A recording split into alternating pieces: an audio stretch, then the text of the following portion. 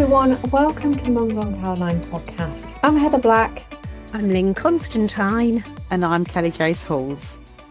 We are your podcast co-hosts from the Supermums team, and we launched the Mums on Cloud9 podcast to be your go-to destination for inspiring content to help you carve out a career and life that you love. Each week, we will share expert advice, personal stories and practical tips across a range of topics from health and mindset to money and career growth. So make sure you check out our website, www.mumsoncloud9.co.uk, and subscribe for weekly tips to elevate your mindset. So this week, we are going to be talking about how to master positive self-talk to make sure that you are really feeling confident and empowered in your role and you can master everything, and to overcome that negative self-talk that we have, in essence, telling ourselves that we're not good enough and that we can't do these things, and what we can also call the imposter syndrome. And we're going to be looking at, how do we rewire our brain to make sure that we are being kind to ourselves. And to talk about this topic today, I'm really, really delighted to have Judy Shevlin here, who is the founder of Mindful Consulting.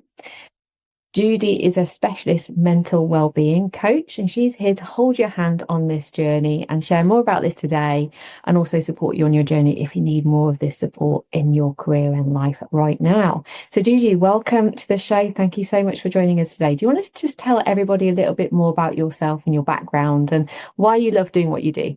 Yes, certainly. So my background, I am a trained mental health nurse. And I have been doing that for 15, almost 16 years now. And I just have a real passion for helping and enabling individuals to really enhance their well-being. So taking all the points which I loved about my career, I moved that into my own coaching business, which really focuses on, as I said, all the positive things I love about positive psychology, well-being, being able to enable and empower individuals to create a good work-life balance, be more mindful, and using a real holistic, person-centered approach to my coaching to help individuals really reach their goals and achieve their best selves. Oh, it's such a rewarding job, isn't it, to help people really step into their power and find that. And obviously you're an incredible expert of this because you've obviously been doing it for years and worked with many people. And let's talk about why it's important. Why do we need to master this? Why is it something that we need to shine a light on and focus? Because I think sometimes this negative narrative in our head, we cannot be aware of, right? We're not always aware of how it's limiting us, limiting our beliefs, limiting our ability to do things. So can you just share a little bit about, why should we pay attention to this podcast today? Why is it something we should actually spend a few minutes thinking about and taking action on? So this is something which comes up in my coaching space time and time again, where successful men and women who have real credibility within their field can have that imposter syndrome, and it can be a real stumbling block for individuals. And it can also show up at times where there could be a potential for a new role, a promotion, and they know it's a great fit for them, but you can just get stuck in the mindset of, I'm not good enough. There's somebody else that's a better fit for the job. And ultimately, they're really standing in their way of their own success, which they know that they are capable of. So it is normal when change is afoot to have fleeting doubts or worries, and that, that's human, that's normal. But when it becomes a pattern of behavior which is holding us back, that is wherein really lies the problem with this.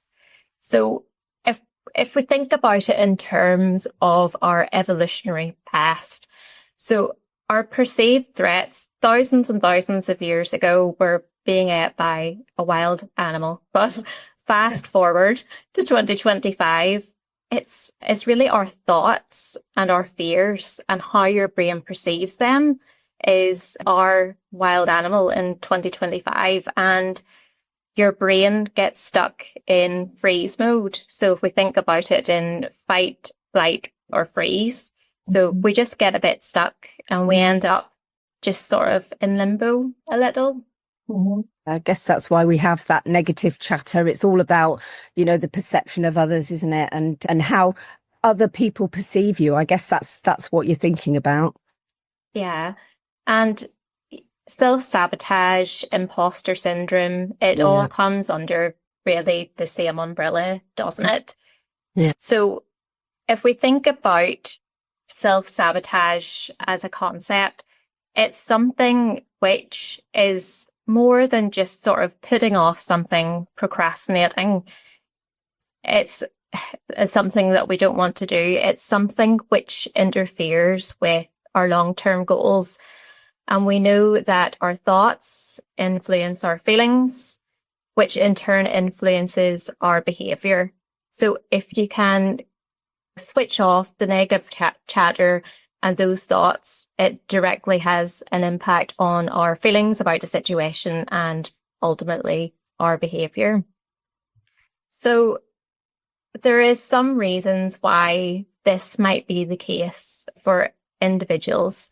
As I had said at the beginning, sometimes we just really stand in our own way, and sometimes there's not one reason. It can be a plethora of reasons why this could be the case. And one of them is fear of success. And this sounds a bit counterintuitive, doesn't it? It does a bit, doesn't it? Yeah. And it's like, what if? Yeah. If you think about it, for some women, though, they can think, I'm not going to have the flexibility for my family, though, if I get this promotion. I've heard that, so some of those things aren't necessarily based on reality as well. It's based on, you say, the fear. Yeah. And as I say, it seems counterintuitive. Like, why would anybody be afraid of being successful? But if we think about it, it could be, more around the concerns of, the heightened responsibility, the spotlight effect that we can have on us with greater expectations, and the fear of failure.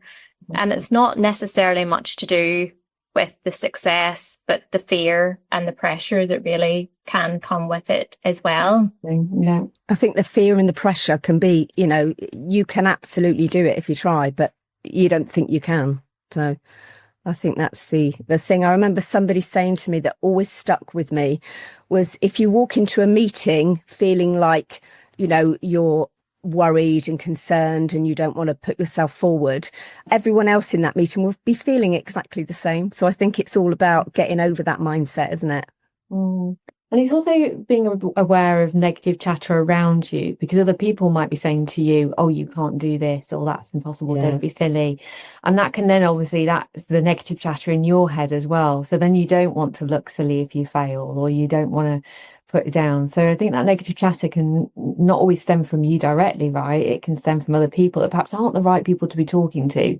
Maybe they're not the ones that really understand where you're trying to go. And we see that all the time, Lynn, don't we, with women who are thinking, should I launch my Salesforce career?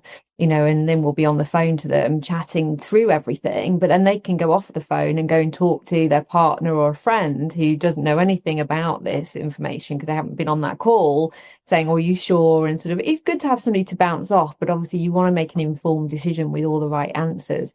And so I think there's probably things that help get rid of negative chatter, isn't there, from that point of view? So how do you create this positive self-talk situation, Judy? Like, what is it you would be saying to yourself, and how do you create that and change this sort of rhythm?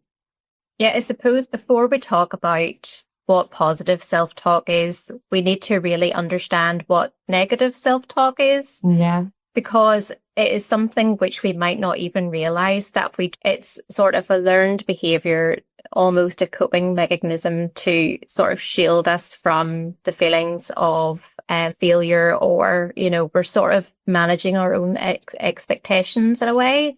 Yeah. So learning where these inner put downs come from can really flip the script, so you can start really being nicer to yourselves. And I talk about it in terms of the 3 C's of negative self-talk. So comparison. is the first one. That's huge. It's huge. And, we look at other people's careers, we look at other people's lifestyles, their families, and we think, gosh, they're doing so much better than me, and as they say, comparison really is the thief of joy. And second is criticizing. So this is when you engage in self-judgment of yourself. And normally these are very harsh and unfair judgments that we have about ourselves, which really dents our self-worth, and we're less likely to take the risks to, put ourselves out there for promotion or retrain to do something new. And it has such a huge impact. And the third is complaining. So this is when you focus too much on the negatives of a situation or your life in general without taking any steps to improve it. So for instance, my job is so inflexible. I'm not spending the time I want with my kids. I have to ask for permission to go and see, their little school play or whatever. And it's, if we say to ourselves, that we don't deserve this, then nothing is really going to change. So how do we rectify all this negative self-talk then? Yeah. How do you rewire your brain? And it's a skill. It's something that we need to learn. With all these sort of cognitive well-being tools, we're so used to practicing the negative things. It's time to start practicing the positive things. I love that. And it can seem a bit cliche, but this works. I use it every single day in my life, and I have little reminders on my desk to try and remember to be a bit nicer to myself, because we can all fall into those traps. Everybody's positive self-talk will be a bit different for who they are and where they are in their life at that point in time, but there is a few different approaches that you can use. So some examples that you can use are, so say, for instance, something happened and you felt that you failed, something happened that you did not like the outcome. Instead of focusing on the negative, say to yourself, okay, so even though that wasn't the outcome I hoped for, I actually learned something about myself in the process, and I know not what to do next time. Yeah, that's so important, isn't it? Not to beat yourself up about it. Yeah, it's finding that different lens. And this is something that takes, it's a muscle that needs exercise, that needs trained. And the more you use it, the more that it'll sort of be more automatic for you. So another example could be, you talked, Heather, about how other people's talk about you, or situations where, other people's negative chatter can impact on your little bubble that you're trying to create for yourself. A real good one there is, I can't control what other people think or say or do, but I can control myself and how I react to this. So we all have a choice in how we react to situations. Okay. But one of the things that we say about with the supermums, that we created like a place where they write everything down, because quite often you listen to things and it's in your head, you can't actually remember everything, all those positive things that you kind of are building a picture of and creating reality. So we created like a template for people where we're like, right, write down all the positive things about yourself, write down your superpowers, write down, what your industry experience, your transferable skills, write it all down, because that helps consolidate it sometimes, doesn't it? And it's on paper then, and then you can remember it better as well. So, when we quite often take people on this journey, we've realized that actually it's that consolidation, that replication, is they writing things down, that's really helped build them to believe in themselves and create that positive self-talk that then they can go take that to show somebody else as well. I think women as well, I don't know if you find this, but especially women struggle with saying what they're good at. They're very quick to say what they're not so good at, but absolutely what they're good at. People do struggle with that, I know. And You know, if you asked me to write down 10 good things about you, Lynn, I could probably write them within 30 seconds. Thank you very much. I'll take that. But asking yourself to write 10 good things down, your achievements, it can be so difficult. And we are just, as you say, just not used to being positive about ourselves and our achievements and our accomplishments. And when good things happen, it's so important to let them land and absorb that and appreciate when the good things happen, because so often we're distracted. We don't have time to actually savor the things that we've actually been chasing for. So actually taking the time to recognize your successes, and it doesn't have to be a huge success. Small wins of the day. 100%. I think what really resonates here, Judy, is can you talk about when you work with entrepreneurial people as well? And obviously you're running my own business. And I think and this is not just, not just aligned with entrepreneurs. I'm sure it will resonate with other people, but as entrepreneurs, you have ups and downs every day. And at one point, I just got to this point where I'm almost flatlining. I'm kind of just almost no emotional reaction to highs or lows, because you're kind of so used to just, how do I deal with this? I'm up here and I'm down here and I'm like, oh my goodness. And so then I just flatlined. And so now what I do with my partner is we're like, right, what are we celebrating at the end of each week? Let's talk about what we're celebrating.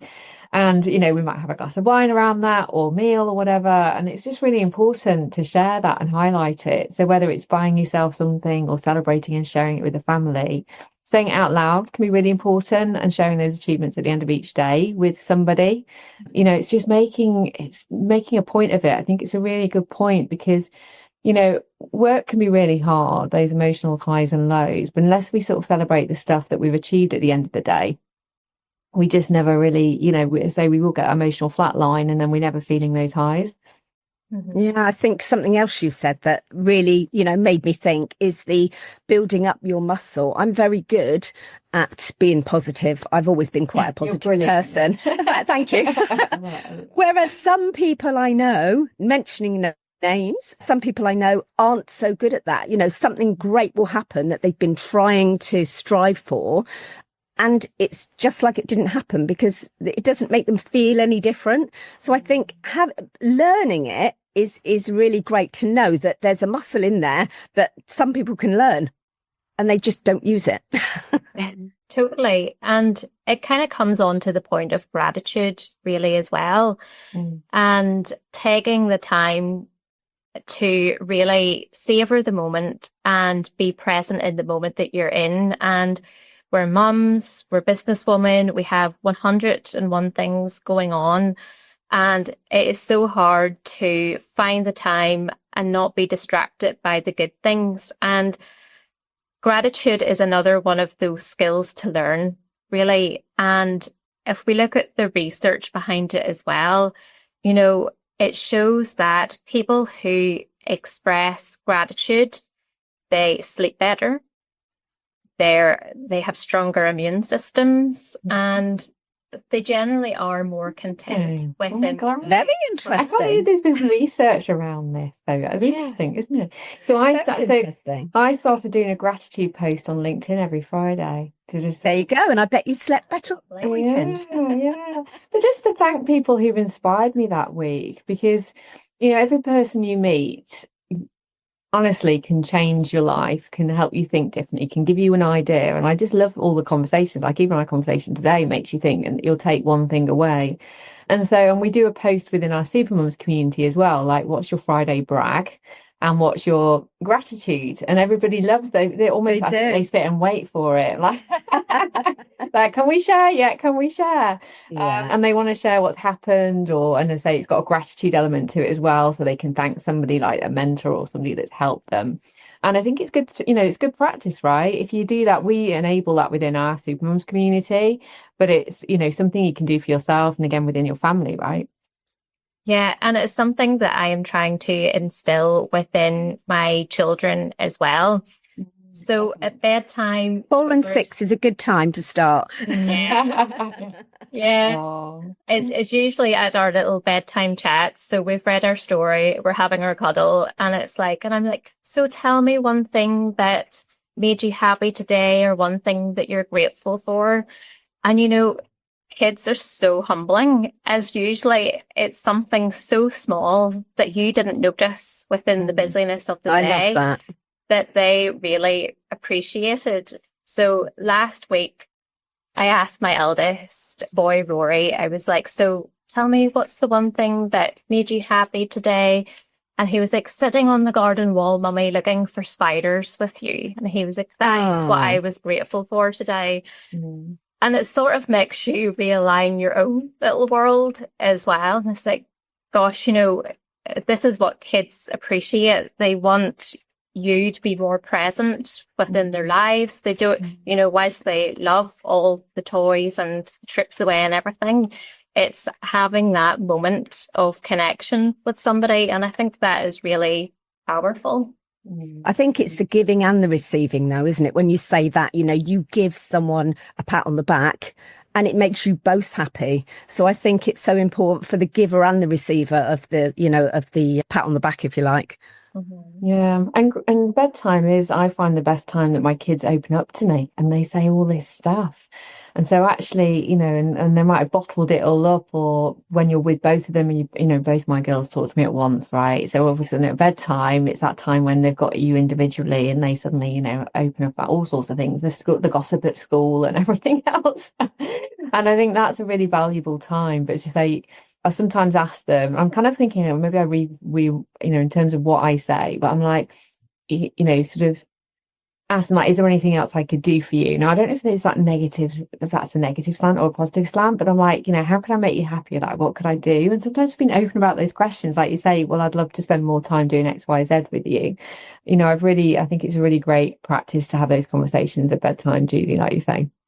Yeah, and it's instilling resilience and self-worth in the next generation as well. And that's also something I'm very passionate about in terms of trying to improve the mental well-being of the next generation. So we'll try our best anyway. Yeah, and I do say positive things to them, like, you're amazing at this, or you're super, or, not just I love you, but I tell them things that they're good at bedtime. So actually it makes me reflect on, you're right, the more you can boost them, and then say that time when it's the last thing they hear before they go to bed. So then it embodies and will go into their brain. You build these confident children, and then you've got to manage them, right? On the other side. Confident children, powerful women in this house. I have 3. I think it's funny. With me, I'm the other end. So I've had my children, they've grown up into beautiful children, and I have 3 adorable granddaughters now. So it's nice for me to be in the position I'm in. I am very grateful that I'm able to enjoy them growing up. I don't have all of the bits that you have. I've done that, been that, wore the t-shirt. I'm now at the other side, and I just get the joy of them, and they are so positive. I think they get that from me, so that's good. Well, exactly, because you're like it and they do it, and you're right. How we show up, our kids will reflect that, and they will be the same, won't they? So it's all about making sure that our language is positive, because their language is positive, and if theirs is negative, I do, the sibling rivalry, right? If they're negative to each other, I will flag that. I'm like, be kind to each other, girls. So they can be just as bad as our own thing. So, Judy, in terms of, obviously, you've talked about some of the different practices that you can do. If people need more support with this because they've identified it as something that is really impacting them, impacting them moving forward, how best can they access support with you, and what can you offer?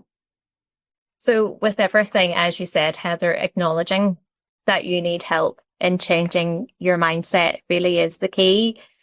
So I really do hope this podcast has resonated and landed with somebody today who can see these patterns within themselves and have the courage to reach out, to have a discussion, because everybody deserves to lead a happier and more fulfilled life. And this is something, if negative chatter and imposter syndrome and self-sabotaging is something which you have issues with, it is something that can be unlearned and relearn the new skills. And coaching is such a valuable tool for this. So alongside you, I can help you navigate the challenges that you may face. So you are the author of your own story. I love that saying. Yeah. But you don't have to do it alone. And this, I think people having the courage to reach out and know that there is somebody there that can help them with these challenges. Because most of the time you already know what the solution is, but you just really need help with implementing it as well. Mm-hmm. So everything I do is impactful. It's meaningful. It comes from a rich evidence base from almost 16 years working within as a mental health practitioner. So if there is anything that, as I said, resonates with you today, I'm more than happy for you to get in touch. And I'm sure Heather will link all my details here, there, wherever.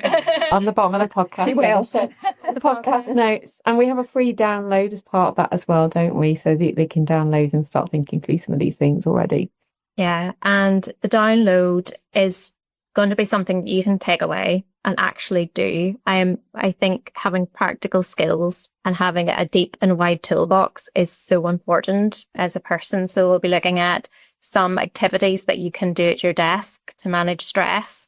And also a little gratitude journal is in there as well for you to write down those small wins of the day, sit with them, reflect on them, and really appreciate them.